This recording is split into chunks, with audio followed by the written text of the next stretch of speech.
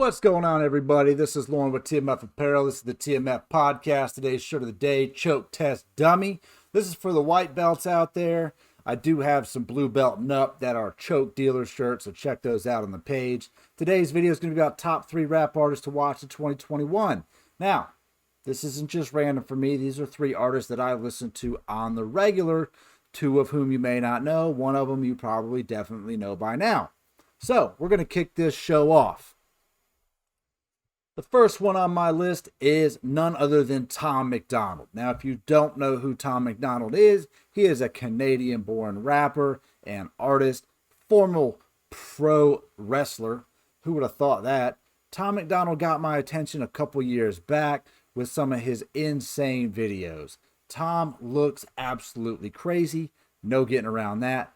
Face tattoos, usually braided hair, ridiculous looking music videos, and his songs are honestly probably pretty controversial for a lot of listeners. However, Tom is an amazing lyricist. He's also self-made. Nobody produces Tom's music except for Tom. He writes his own beats, he writes his own lyrics, he films his own videos, he builds the sets, he produces everything himself, which makes him almost, I will say almost so far, immune to cancel culture. There's nobody to cancel him. Unless YouTube pulls the plug, or Apple, or Spotify, he's pretty much here to stay, and he's going to say whatever he wants. One thing about Tom that you can't take away from him is his drive to produce songs.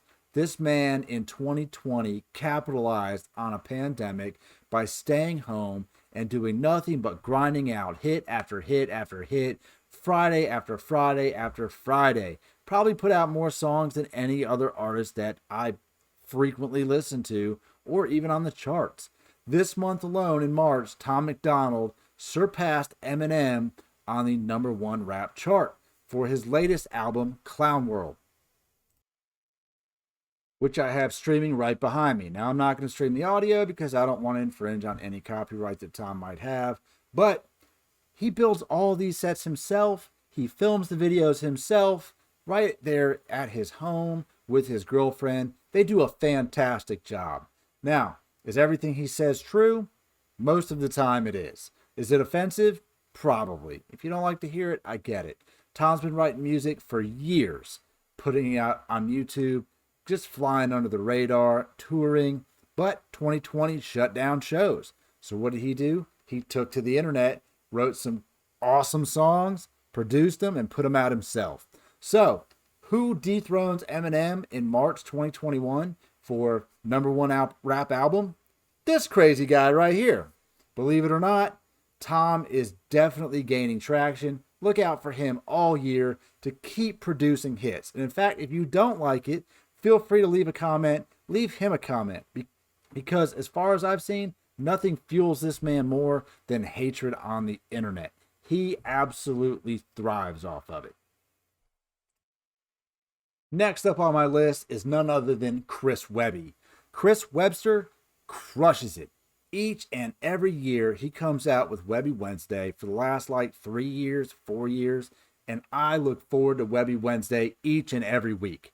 It's one of my favorite days. I used to have days at work where all I did was listen to Chris Webby every Wednesday.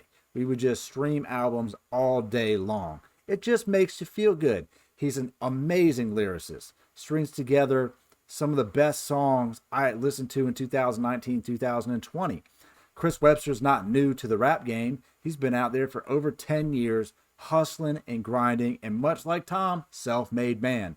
He is not signed to a record label, self-produces all his own music, collaborates with some other underground producers and beat makers in the scene, and then tours the country. I saw Chris live in Atlanta about 1.5 years ago, and the show was awesome. Tons of energy, great artists. I look forward to him coming back to Atlanta sometime in the future.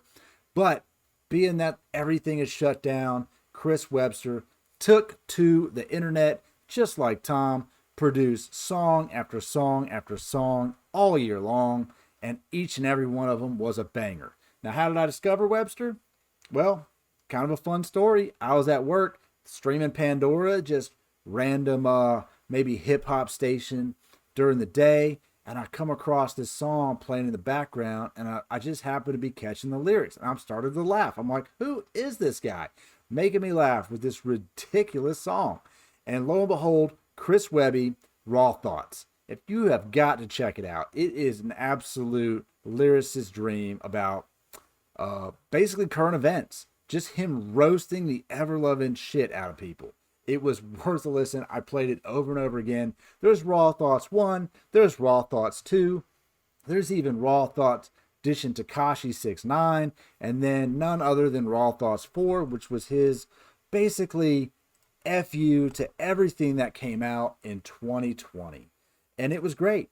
You know, he's no holds barred. Look, it's hard to cancel somebody who doesn't have anyone pulling the strings. When it's just you at home filming these videos, writing these songs, it's hard to pull the plug on them. You know, and again, like, unless YouTube or iTunes or Spotify says we can't put this on here, Chris Webby's not going away anytime soon. His songs are fun. Listen to the whole album. If you don't like this one, go back to the one before it. If you don't like that one, go back to the one before that. And if you don't like that album, you probably just don't like rap music, because they're fun, lighthearted songs. This is Machine Gun Kelly. Now, I know what you're going to say. Machine Gun Kelly's last album wasn't rap, but he made his entire career from the ground up pretty much off rap music. Now, Machine Gun Kelly's evolution over the last couple years has been pretty vast. He went from just being some no-name rapper, putting out songs and touring the country, to an actor. He's been in movies. He played Tommy Lee flawlessly on Netflix. He's been in several movies, I think over a dozen movies. And this last year, he also capitalized on the pandemic. He put out song after song after song, even collaborating with Blink-182 drummer Travis Barker on his latest album, which was Downfall's High. Now, I'm going to stream this in the background right here. Downfall's High is basically a movie. We'll call it a musical of sorts, a musical movie of his entire latest album. And that album was a banger, filled with great songs from beginning to end.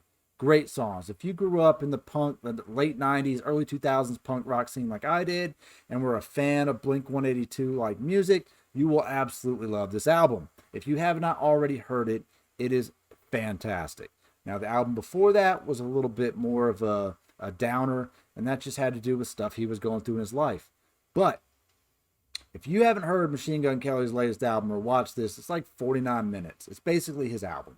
Put it on in the background and give it a watch, man. It was a great take on it's a great way to showcase a new album in a modern way with the use of the internet. It's completely free. You can stream this music all day long on YouTube, on Spotify, on iTunes. It's freaking phenomenal.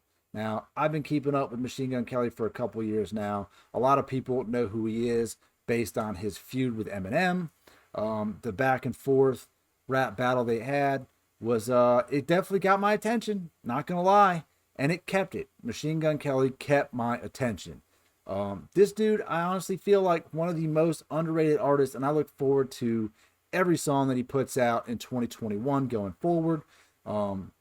Honestly, if he comes to Atlanta, I'm going to check him out too. So, I know that he doesn't quite fall into 100% the rap category, but I'm going to give him some leeway because as an artist, this dude is straight up killing it.